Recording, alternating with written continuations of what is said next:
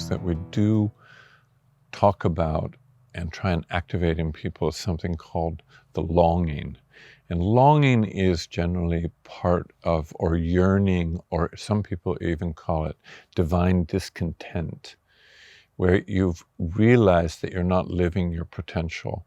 You've had experiences in your life where you did feel very aligned with your potential, or you had a peak experience, and then you've settled for a kind of status quo of the personality, let's say fixation, which creates a certain hunger and passion. Anybody who goes on a spiritual quest, I think, has some degree of longing going inside of them. Even if it's gone down to a very small flame, we have a way in the path of love to bring that longing up so that it starts to burn brighter and brighter.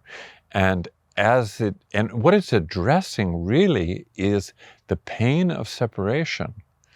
And what is meant by that really is that when we're living in our identity as a personality, we are by and large separate from the spiritual truth of oneness or connection.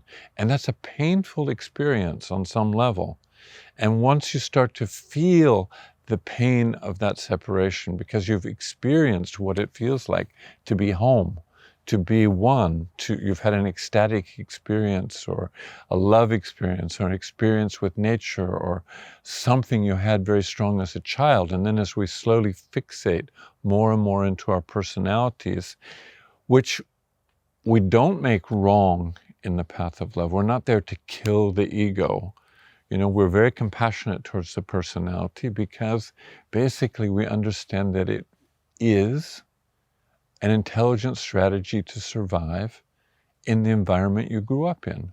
The only problem with it is we no longer live in that environment and we continue to relate to life as though we are in that environment. And so we stay stuck in the separation that comes from the personality's strategy to survive, which does not represent our nature, our true nature or our essence. And in that process, there's often a lot of wounding and a lot of hurtness. And as people start to, let's say, the flame of their longing gets stronger, they're automatically drawn to those situations in life which have formed them in a way that's keeping them separate. And as they dig into that and they start to expose that and bring that out into the open, a lot of emotion comes from people. And we allow the emotion. We're not necessarily pushing people to be emotional, but we understand that that's part of the process. It's like, if you would understand Almas's theory of wholes, it's like going into the deficiencies that are underlying our personality. And in order to come back to the essence, you have an emotional layer to go through. And people are emboldened to do that by seeing the others doing it and by the support that we give them. And so we're always also emphasizing the body. It's not just a psychological process where somebody will come out with something and they'll start talking about it, and we would say, well, where do you feel that in your body right now? Or what do you notice in your body as you're talking about that? And somebody might say, oh, yeah, I notice a big heaviness or pain in my heart right now. And well, what would it be like if you just let yourself just stay with that and experience that a little bit?